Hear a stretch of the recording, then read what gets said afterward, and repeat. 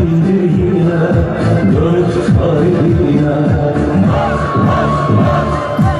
Bir gönül taskı, sev dostum haskı, dostluk şurası, yak yak yak.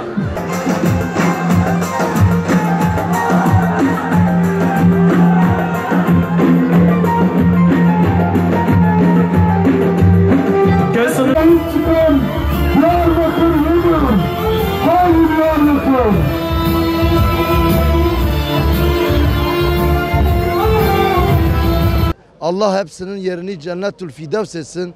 Kevser suyu ağızlarında etsin. Tuğba ağacının dibinde serinlenmeyi nasip etsin.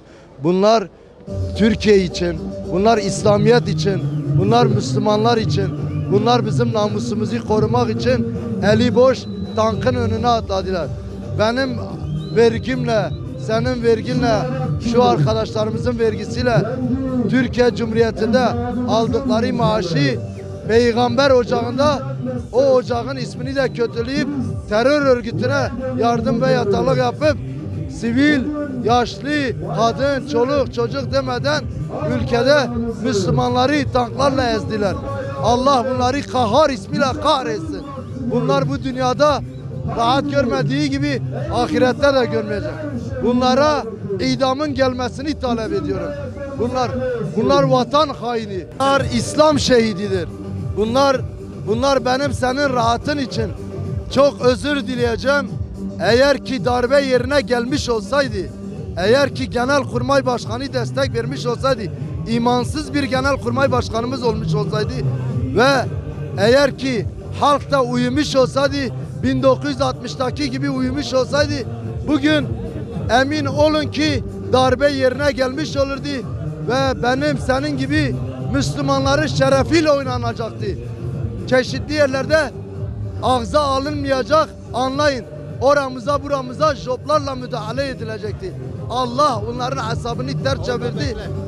Bir yaşlı dedeye gece 3'te spiker, sizin gibi bir spiker ablamız soruyor. Amca gece oldu, git evine uyu. Amcanın dediği, kızım ben 60'ta uyudum, 70'te uyudum, 80'de uyudum. Ben uyumasaydım Menderes asılmazdı. Ben artık uyumayacağım diyor. Onu örnek almamız lazım. Demokrasi nöbeti değil. Biz burada İslam nöbeti tutuyoruz. Biz burada Kur'an'a uzanan elleri kırmak için. Ne zaman ki liderimiz olan Recep Tayyip Erdoğan'dan çekilin emri gelmeyene kadar bu meydanlardan çıkmayacağız Allah'ın izniyle. Memleketimizin şu anda içinde bulunduğu bu sıkıntıdan bir an evvel kurtulmayı nasip eylesin. 15 Temmuz günü gecesinde ciddi manada bir belayla, musibetle karşı karşıya geldik. Ama halkımız ciddi manada bir mukavemet göstererek, bir karşı çıkarak, tankıyla, topuyla, tüfeğiyle gelen, F-16'larıyla gelenlere karşı ciddi manada bir mukavemet göstererek alt etmeye çalıştı. Tabii ki bu alt etmedeki gaye ve hikmet neydi? Burada tamamıyla Cenab-ı Allah Kur'an-ı Kerim'de buyurarak وَلَا تَهِنُوا وَلَا تَحْزَنُوا وَاَنْتُمُ الْعَلَوْنَ يُكُنْتُمْ مُؤْمِنِينَ. Hakiki imanı elde eden kayda meydan okuyabilir sırrı gereğince. Üzülmeyin, gevşemeyin. Eğer inanıyorsanız en üstün olan sizlersiniz. Şimdi biz Müslümanlar olarak siyasetin diliyle konuşacak olursak bizim asıl algılamamız gereken, asıl bilmemiz gereken demokrasi şehidinden ziyade davası için, memleketi için, dini için, imanı için, hak, hukuk için, adalet için, insanlık için, hatta sadece kendi memleketi için değil, bütün insanlık için ve İslam alemi için mücadele eden, hakkı ve adaleti ayakta tutmaya çalışan insanların zaferidir.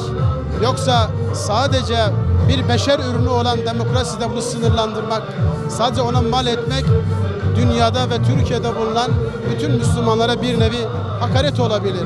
Özellikle Kürt halkı, genelde tüm Türkiye halkı Cunta'dan çok çekmiş. 80 senedir Cunta'nın tasallutu altında o kadar inim inlemiştir ki, o kadar mezalim görmüş ki, o kadar hakarete uğramış ki, mukaddesatına, İslami tüm değerlerine, başta Kur'an ve Kur'an harflerine, İslami kıyafete, sarığından çarşafına kadar, ta ezanına varana kadar, bütün bir mukaddesatına o kadar bir mezalim uygulanmış ki, o kadar yasaklar getirilmiş ki ve özelde de Kürt halkı yine bu juntanın yönetimi altındaki hükümetlerden o kadar bir dili için zulüm görmüş ki, dili o kadar yasaklanmış ki, o kadar horlanmış, o kadar dışlanmış ki artık halk o günleri tekrar görmek istemiyor.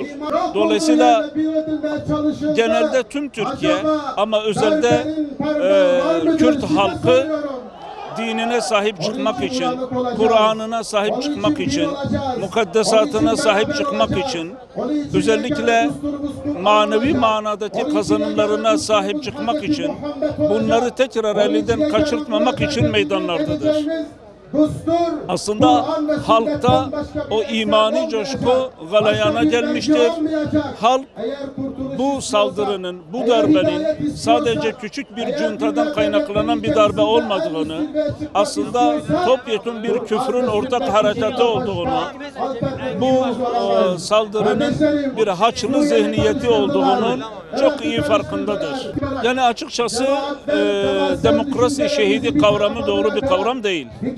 Çünkü bugün bu halk burada meydandaysa İşin hakikati bu iman davasıdır, bu İslam davasıdır, bu hak batıl mücadelesi davasıdır. Benim gördüğüm, benim dinlediğim, benim müşahede ettiğim ve ben dahil olmak üzere, biz imanımız için, mukaddesatımız için, Kur'an'ımız için, ümmetimiz için meydanlardayız. Dolayısıyla bu yolda biz de olabilirdik. Biz de bu yolda bir tankın altına ezilebilirdik, bir kurşuna hedef olabilirdik. Dolayısıyla biz kendi niyetimi sorguladığımda ben demokrasi için burada değilim. Ben mukaddesatım için buradayım. Şehit olanların da birer İslam şehidi, birer ümmet şehidi, birer İslam'ın, ümmetin son kalesi olan vatan şehidi olduğunu söyleyebiliriz. Buradan bizim dinimizde, İslam dininde demokrasi diye bir şey yoktur. Şeriatta demokrasi kan ve gözyaşı demektir. Biz sokaklarda olduğumuzun sebebi çoluk çocuğumuzun geleceği için, bizim ülkemizin 50 yıl geri gitmemesi için, bu meydanları boş bırakmamamız için şu an meydanlardayız. Darbenin bir tane mesela size bir etkisini söyleyeyim. 28 Şubat süreci yaşandı 1997'de. O darbenin daha da bizim hayatımızda daha etkileri çoktur. Mesela cami hocalarımız vardı, bize ders verdikleri için şu an cezaevlerinde büyük mağdurlar. Bu büyük bir darbenin bize yarattığı büyük bir etkidir. Bugün demokrasi dediğimiz bir terim Fransız ihtilalinden 1789 yılında bizim hayatımıza girmiş bir terimdir. Milliyetçilik akımıyla demokrasi hayatımıza girmiştir. Bunu Avrupalı ülkeler bize dayatmıştır. Biz Kur'an-ı Kerim'e baktığımızda, Allah-u Teala'nın emir buyruklarına baktığımızda demokrasi yoktur. Bu darbe ise kahpe emperyalizmin, Amerika'nın, İsrail'in bize dayattığı büyük bir oyundur. Bugün Mısır'daki kardeşlerimizin halini görüyoruz. Mısır'da yapılan büyük bir darbe. Mısır'daki Müslüman kardeşlerimiz daha da onun acısını çekiyor. Allah'ın izniyle biz bunları ne kafirlere, ne cuntacılara, ne de emperyalizme bırakmayacağız. Biz burada bir ümmetçilikten bahsediyoruz. Bu gördüğünüz insanlar hepsi birer Müslüman.